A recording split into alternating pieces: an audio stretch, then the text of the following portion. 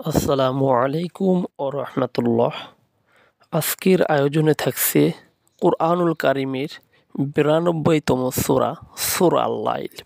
এই সূরাটি মক্কায় অবতীর্ণ, আয়াত সংখ্যা ২১, রুকু সংখ্যা ১। এই সূরার আলোচ্য বিষয় হলো আল্লাহ সব কিছু জোড়ায় জোড়ায় সৃষ্টি করেছেন। মানুষের কর্ম ভালো মন্দ দুই প্রকার।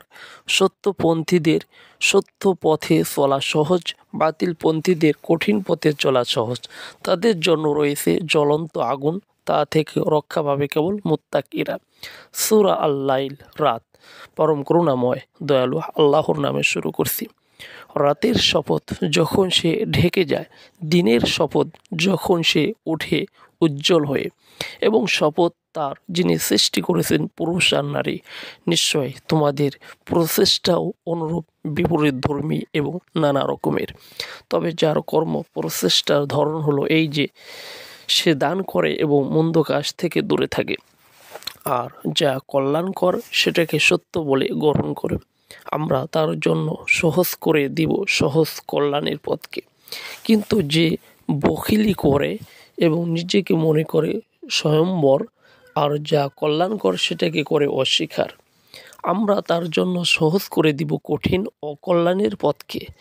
তার কি উপকার আসবে তার মাল সম্পদ যখন সে পতিত হবে ধ্বংসের দিকে?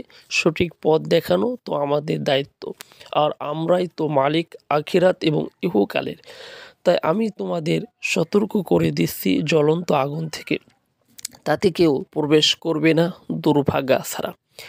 যে সত্যকে অস্বীকার করে এবং মুখ ফিরিয়ে নেয়, আর তা থেকে দূরে রাখা হবে অতীব মুত্তাকি সদা সতর্ক ব্যক্তিকে, যে তার মাল সম্পদ দান করে নিজের পরিশুদ্ধি ও উন্নতির জন্য, তার প্রতি কারো অনুগ্রহের প্রতিদান হিসেবে নয়, বরং শুধুমাত্র তার মহান প্রভুর সন্তুষ্টির প্রত্যাশায়, আর অচিরেই তিনি সন্তুষ্ট হবেন তার প্রতি।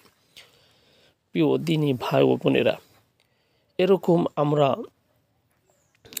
এরকম আমরা প্রতিনিয়ত কুরআনুল কারিমের বিভিন্ন সূরাও অনুবাদ করে থাকবো ইনশাল্লাহ। এজন্য আপনারা আমাদের এই ইউটিউব চ্যানেলকে সাবস্ক্রাইব করে আমাদের পাশে থাকবেন, পাশাপাশি আপনারা ভিডিওগুলো শেয়ার করে দিবেন। সকলকে আন্তরিক মোবারকবাদ। আসসালামু আলাইকুম রহমতুল্লাহ।